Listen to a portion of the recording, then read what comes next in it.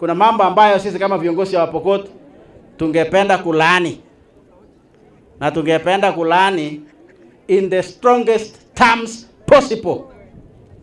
Mambo ambayo yalifanyika juzi ndio iwe jana pale naitwa Lamu Nyeusi. Kile kitu kilifanyika ambaye imetuhusunisha sisi kama viongozi wa Pokot ni mwenzetu mmoja, Mheshimiwa Philip Lotiolo Rotino, ambaye alikuwa MP ya Sigor miaka 10, very senior leader in this county, ambaye alishikwa pale Kambi Karaya, akapigwa, akanyanyaswa na akafungwa macho, na tunataka tulani kitu ya kufunga viongozi macho.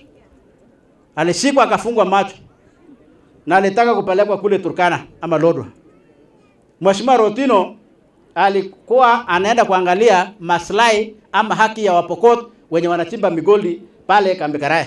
Na hii mambo ya gold ambayo Wapokot wanachimba pale ndio imeleta mambo ya amani. Wapokot wanafanya kazi ya gold pamoja na Waturkana, na hiyo imeleta mambo ya amani sana humu. Wakati huu wa njaa, Wapokot wanachimba gold yao, wanakula sawa sawa. Lakini kuna unyanyasaji hapa na pale kwa wale wenzetu ambao wanapenda kutumia njia ya kiholela. Mheshimiwa Rotino alikuwa anaenda kuangalia hiyo maneno, kwa sababu kuna kelele mingi ama cheche mingi ya kwamba nchi ya Wapokot imechukuliwa kwa njia ambayo isiyofaa. Sasa Mheshimiwa Rotino alikuwa anaenda kuangalia maneno hiyo kule chini. Akashikwa, akafungwa macho, akateswa na akapelekwa mpaka karibu Kainuk, akarudishwa. Sinasema hiyo maneno ishindwe kwa jina Yesu.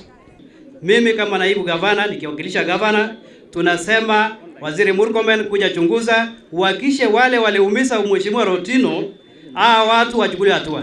Kama ni kutolewa hapo Kainuk wakwende. Sisi kama viongozi tunaongea namna hiyo. Na niungane na viongozi wenzangu kwamba hatutaki wale watu ambao watakuja kunyanyasa watu wetu, na sisi kama viongozi tunasimama pamoja kuhakikisha kwamba watu wetu watakuwa watu wa kuheshimika.